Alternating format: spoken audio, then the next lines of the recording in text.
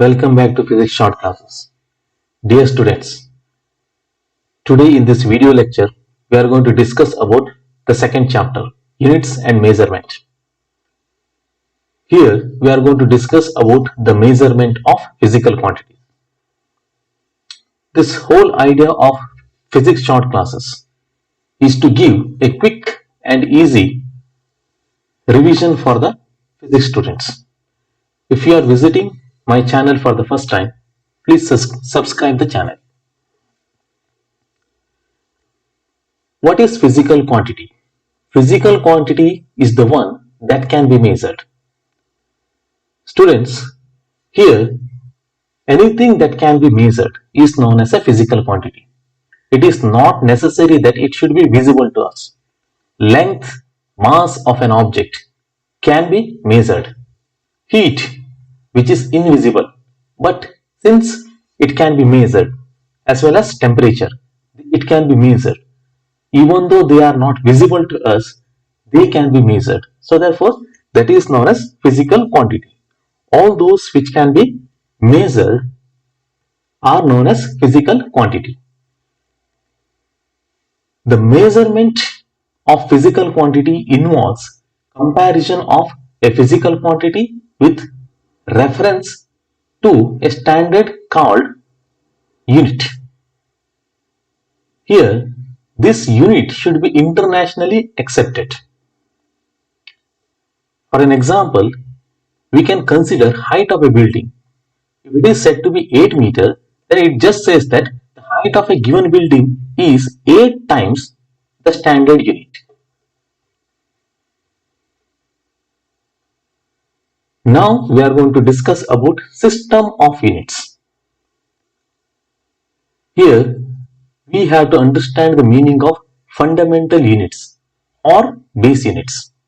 These are the units used for measuring fundamental quantities. Now again the question, what is fundamental quantity? The fundamental quantity are those which are defined independently. I know it is not clear from the definition. We will consider an example. But before that, so we are going to consider another type of units, which is known as derived units. These are units used for measuring the derived quantities. Again, derived quantities are the combination of fundamental or base quantities.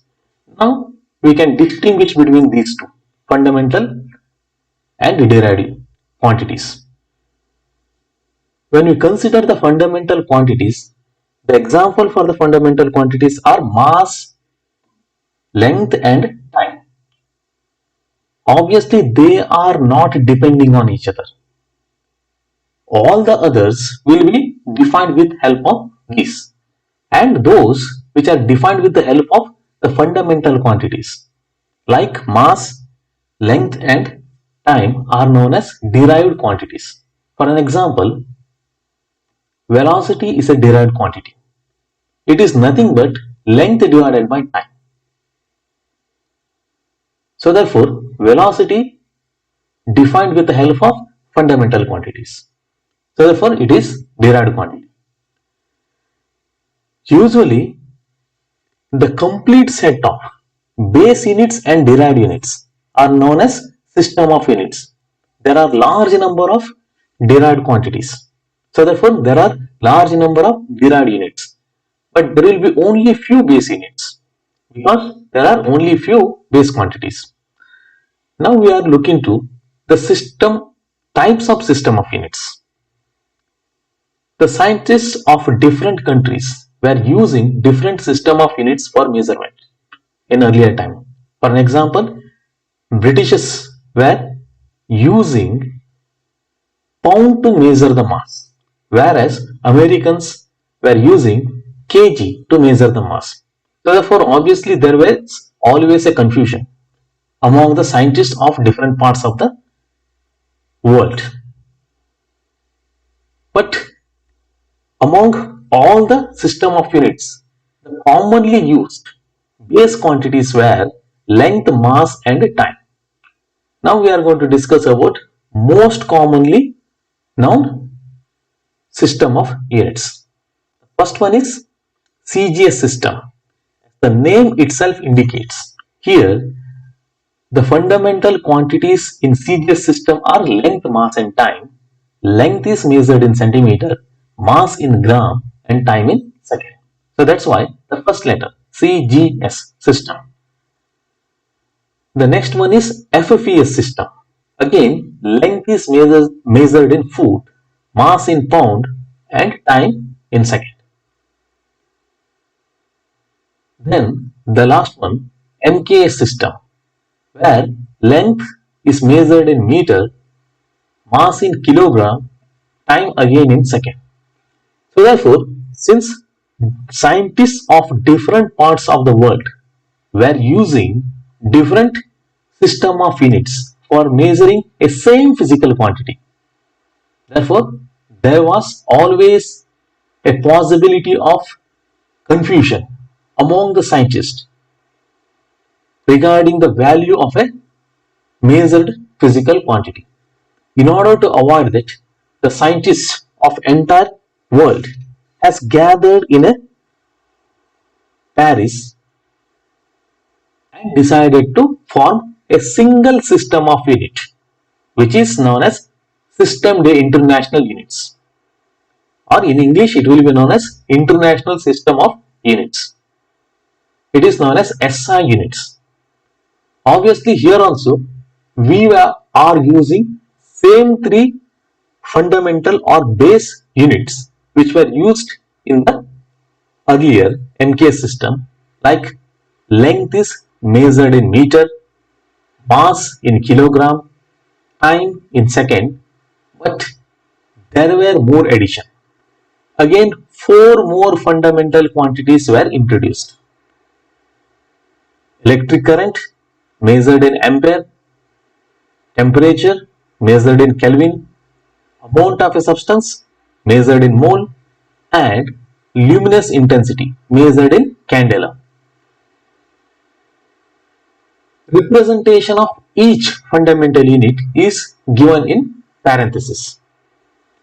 Obviously, in first year, we are going to discuss about only few of the fundamental quantities. In the first book, we are only studying length, mass and time. In the second book, we are going to introduce temperature and amount of a substance.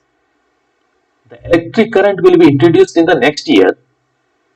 Throughout our course, we are not going to get acquainted with the luminous intensity, but still it is a fundamental quantity. There are 7 fundamental quantities in SI unit. Apart from that, there will be 2 more supplementary units, which are plane angle measured in radian and solid angle measured in steradian. These supplementary SI units, they do not take form in the measurement, or they will not appear in the dimension. They are only supplementary units. In addition to the fundamental units, they will be added here. Now we are going to discuss about measurement of the most 3 important fundamental quantities most often encountered. Measurement first, measurement of length. The measurement of length vary from a small size of the order of 10 raised to minus 14 meters, which is the size of the nucleus, to 10 raised to 26 meter, which is the extent of observable universe, the universe which is known to us, size of that. So therefore, we can see that the range of the measurement of the length is very huge. There is a method used for measuring the large distances, like distance of a star from the earth, and that method is known as parallax method. Students, from the examination point of view, so this method is not asked. So therefore, I am going to make a separate video in detail about the parallax method and also measuring the size of molecule of a oleic acid. But in this video, I am going to discuss only those points which are asked in the examination. In parallax method, the important term used is parallax. What is the parallax? It is the change in the position of an object due to the change in the point of observation. If you look at the same object from two different positions, then obviously the position of the object will get shifted. That shift in the position of the object, when we see it from different places, is known as a parallax. Actually, object remains at the same place, but it appears to be positioned at two different points. That is known as a parallax. And the basis, it is nothing but the distance between 2 points of observations. These two terms, parallax and basis, are often asked in the examination. Now, we are going to consider some special units of length. SI unit for measuring the length is meter only, but it is not always convenient. Since the range of the length is very huge, in order to measure very small distances, we use two units. The first one among them is Fermi. One Fermi, which is represented as F. One Fermi will be equal to 10 raised to minus 15 meters. To measure the size of the nucleus, so such unit will be used. Another one is angstrom. 1 angstrom, which is represented by the capital A, upon which there is a circle, small circle is placed. That is known as angstrom. And 1 angstrom will be equal to 10 raised to minus 10 meters.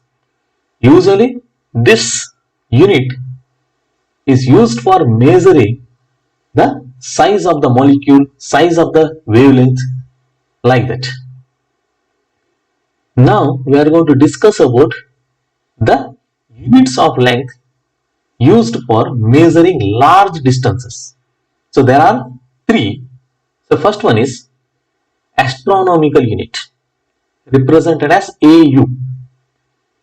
This astronomical unit, it is the average distance of the sun from the earth. That will be taken as a unit. 1 astronomical unit will be equal to the distance between earth and the sun. And we have to convert it again into SI unit. In SI units, 1 astronomical unit is equal to 1.496 into 10 raised to 11 meters. That's a very large distance. Another one is light year. Students, do not get confused with the name. Light year, it is not representing the time. Even though there is a term year, it is not representing the time. It is representing the average distance traveled by a light in vacuum in a time period of 1 year. We know that light will travel in a vacuum with a speed of 3 into 10 raised to 8 meter per second. So therefore, in 1 year, if light is traveling with that speed, total time duration will be equal to 60 seconds into 60 minutes into 24 hours into 365 days. That will be equal to the time into 3 into 10 raised to 8 meter per second. So that will give the value of 1 light year. It is represented as Ly and it will be equal to 9.46 into 10 raised to 15 meters. And the last one is parsec. It is the distance at which average radius of Earth's orbit subtends an angle of 1 arc second. Imagine that we are measuring distance of a star from the Earth, then we have to consider, here we are using the parallax method, we have to consider the base is equal to the radius of the Earth's orbit, not Earth's radius, it is the radius of the Earth's orbit. Since it is in elliptical shape, so therefore we have to consider the average radius of the Earth's orbit. If we observe from those 2 points on either side of the Earth's orbit, then at the star it should subtend an angle of 1 arcsecond. It is very small angle here. 1 degree will be equal to 60 minutes and 1 minute will be equal to 60 seconds. So therefore it is very small second. 1 divided by 60 into 60 or 1 divided by 3600 degrees. That small angle will be subtended. So that distance is known as parsec, and it will be equal to 3.08 into 10 raised to 16 meters. Usually the definition of these units are not asked in the examination. You need to memorize the values of these units of length in SI system. Mass is a basic property of matter. Actually, the measurement of content of matter is given by the mass itself. It does not depend on the temperature, pressure or location of the object in space. If we consider any object, if the temperature or the pressure applied on the object is changed, increased or decreased, its mass will remain the same.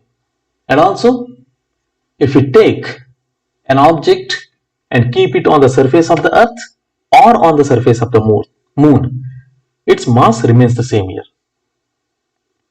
But here the more important thing is another special unit used for measuring the small masses like mass of atom or molecules. Still, the SI unit for measuring the mass is kg, but this is a special unit known as Unified Atomic Mass Unit, represented as U, and 1 U is equal to 1.66 into 10 raised to minus 27 kg. What is the meaning of this? It is equal to 1/12th of mass of an atom of carbon 12 isotope, including mass of its electrons. Now we are going to consider range of masses. Mass is mass of electron, which is of the order of 10 raised to minus 30 kg, or exactly 9.1 into 10 raised to minus 31 kg, to mass of the known universe, which we know, that is equal to 10 raised to 55 kg. So from a small quantity like electron to the huge universe, we have to measure the mass. So this is range of the mass. Now let us consider the measurement of time. Here, to measure time, we use atomic standard of time here. What is the meaning of atomic standard of time? Actually, we are using the cesium atom. Atomic standard of time is based on the periodic vibration produced in the cesium atom. Here we are going to consider 2 hyperfine structures of the cesium atom, and the electron will oscillate between these 2 states, hyperfine states here. So here 1 second is the time taken by the atomic clock to make 9,192,631,770 vibrations between these 2 hyperfine levels here. So therefore it is most accurate. These values are not important. You have to remember that it is known as cesium clock or atomic clock. It is based on the periodic vibrations produced by cesium atom. And now the uncertainty in the measurement of time is 1 into 10 raised to minus 30.